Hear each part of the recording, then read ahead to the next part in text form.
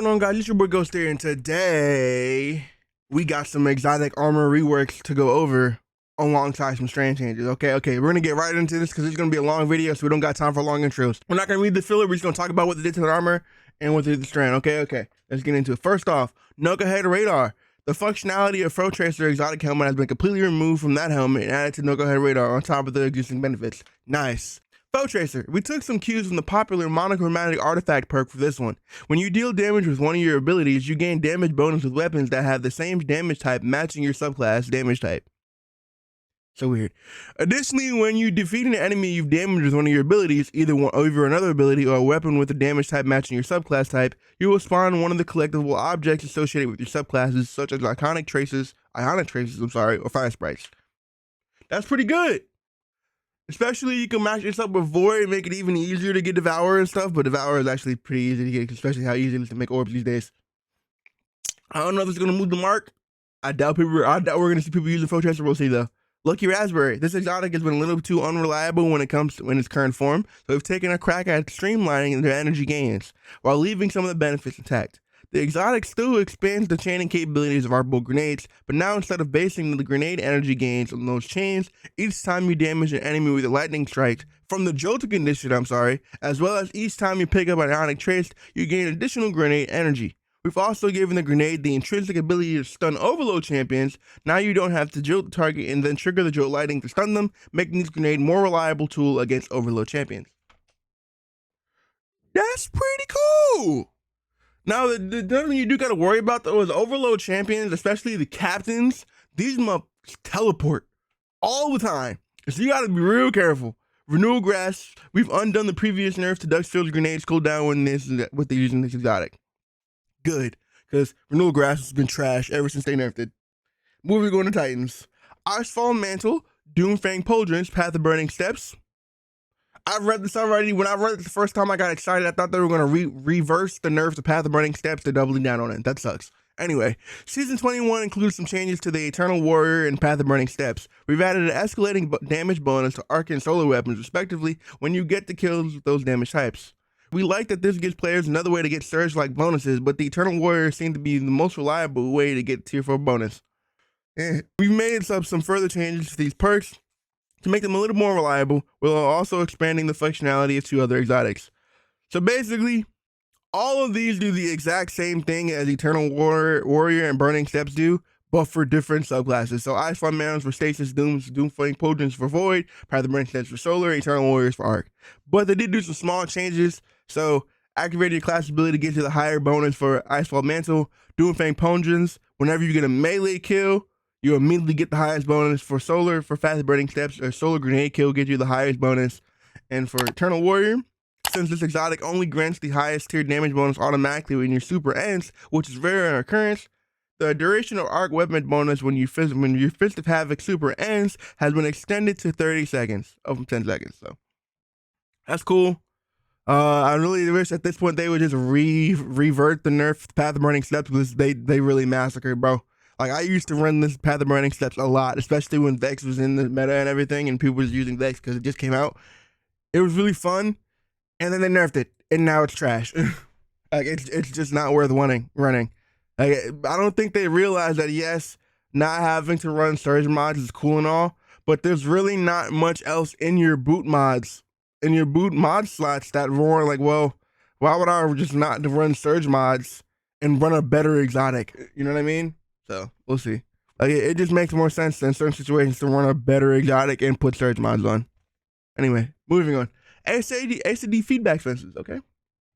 Man, this one's pretty bad, but anyway, we're gonna move on. This exotic got a complete mechanical rework and now ties into the armor charge system, increasing its versatility and making it more useful in scenarios where you might not be taking a lot of melee damage. With the new perk, which completely replaces the old one, when melee hits give you an armor charge, you take a reduced melee damage while you have that armor charge.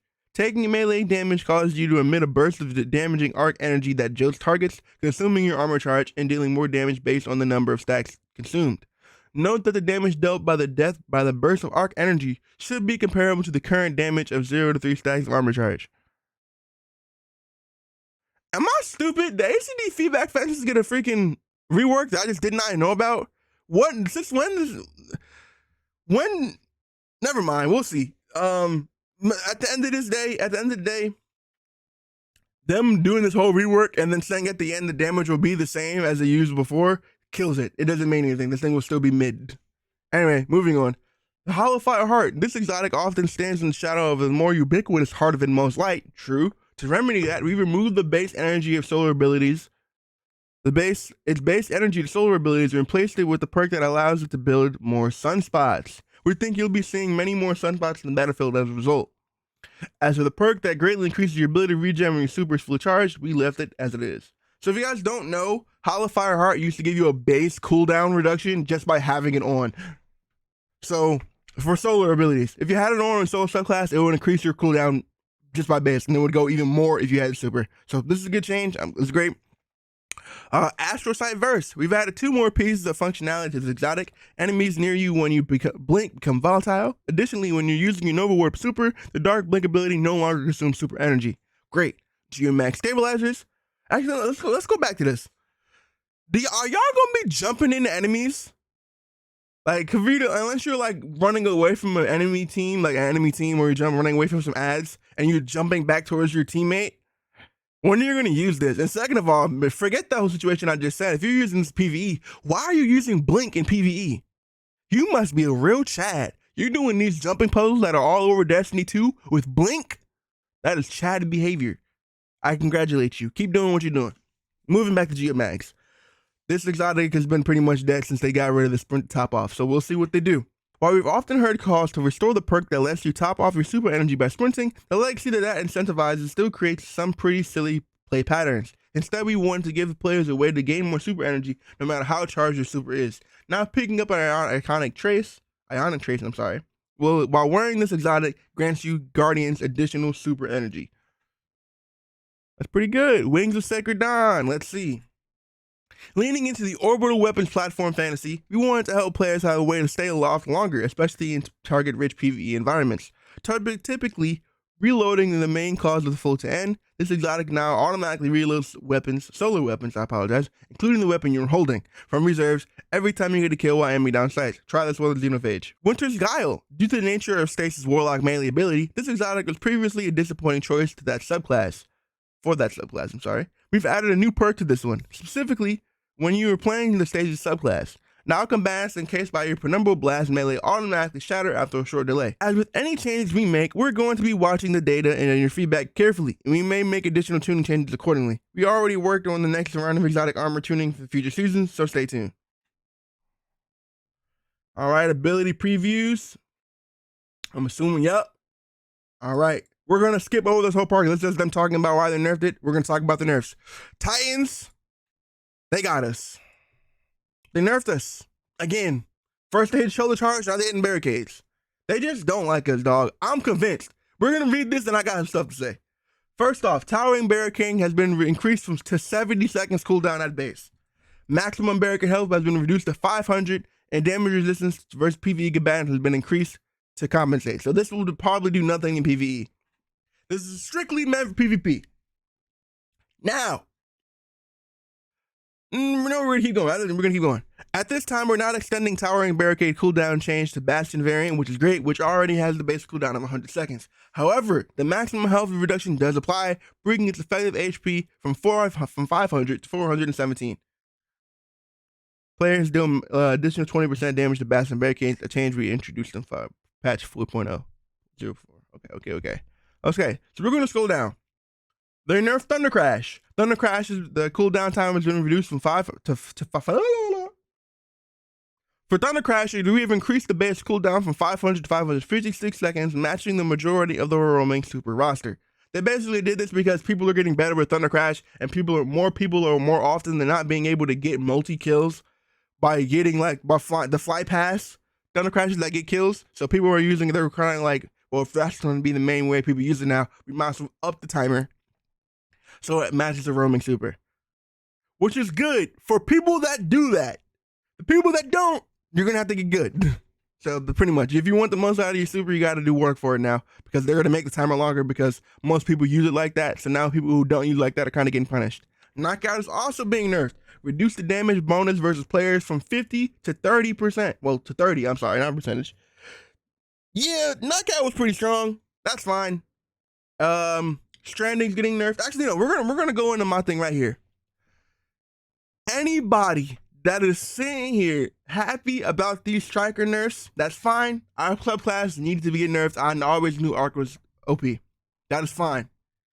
My main issue now is I don't want to hear nobody, absolutely no one, complain about the up boost and bubble titans, because we don't have anything. The only two PvP viable subclasses we had was Arc and Bubble. Now that's the only one we have is Bubble. Depending on how these nerfs come in, if the Thunder Crash is pretty much trash now, which I doubt it will be, but we'll see. If it is bad, I don't want to hear anybody complaining about the uptick of Void Titans in PvP, especially since Trials is now Zone Trials. You already saw a good portion of them. You're going to see more now. So thanks. This is your fault. Anyway, moving forward. Last up is Strand. We've been monitoring Strand's performance since Lightfall's release. While we're happy with the way it's shaking up the sandbox across modes, there are a few outliers that we need to address. Okay. First up, suspend. We played with a variety of suspend timings using Strand during Strand's development and landed on the long duration to differentiate suspend from stasis freeze, offsetting the lack of shatter equivalent with an additional disable time. That's good. Having seen the way it's played in our live game, we don't believe that is the right way to play suspend in live. A right place for suspend to live. I'm sorry. We want to shift both its uptime and potency for a few reasons. Suspend is currently a skeleton key that solves combat problems against all combatant types. That is true.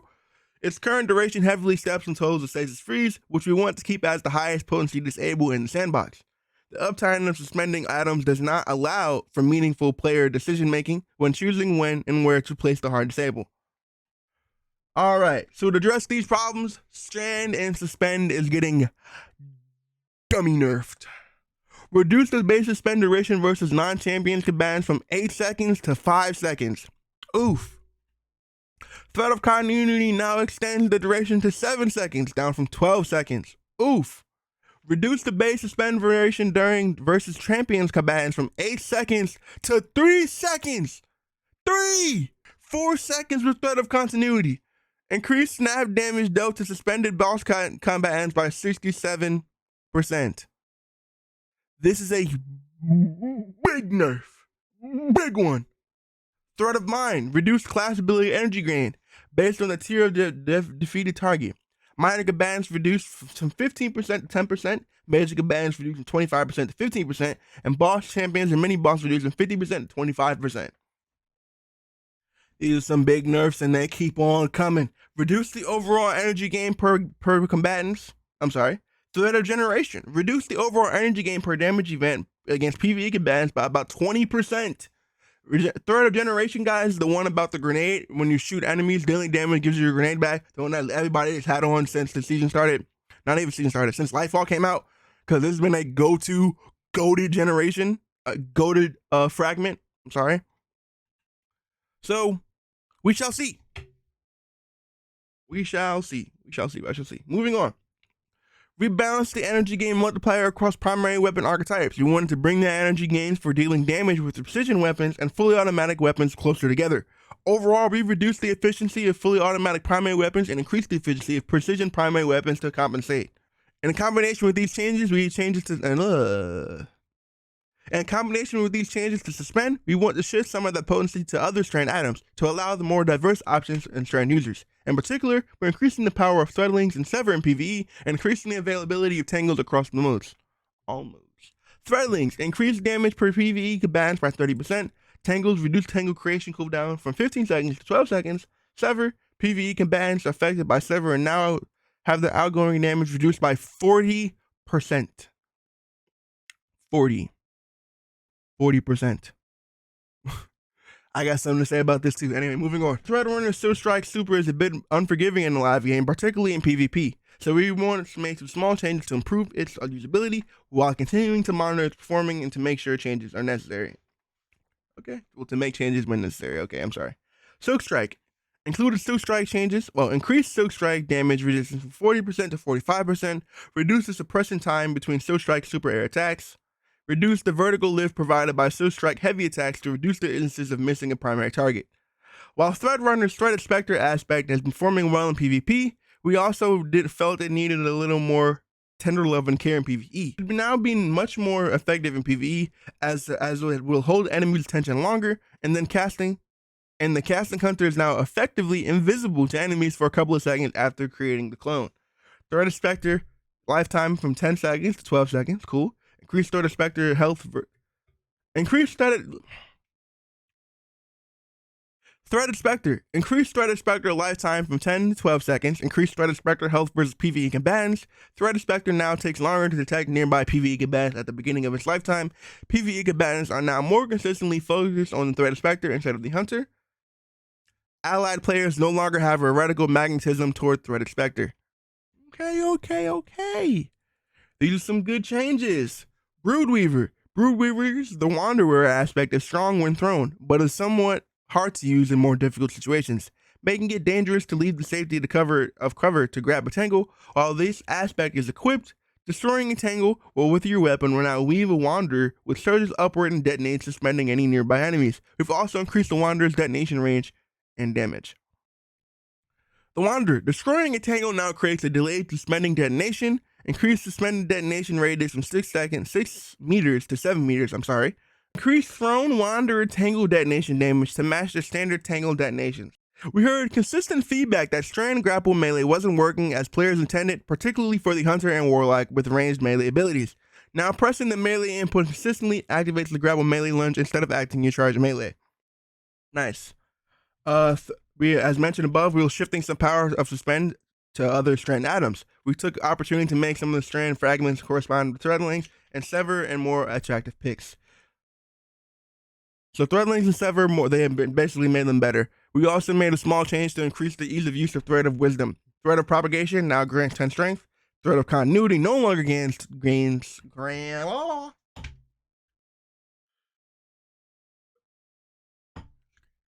Thread of Propagation now gains 10 strength. Thread of Continuity no longer gains 10 strength. Thread of Wisdom no longer requires a precision kill. Thread of Isolation reduce the number of precision hits required to activate by average of 30% and varies per weapon archetype. Thread of Rebirth. The number of created tangles now increased based on the tier of defeated target. Mariner combatants spawn in 1 threadling, 2 threadlings for elite combatants, and boss champion and mini boss combatants spawn in 3. This is great. Now, moving on over to back over to this change to Sever. Sever now grants 40% reduced damage to the target you place it on. Boys, if you do not have the Navigator from the Ghost of the Deep dungeon, go get it.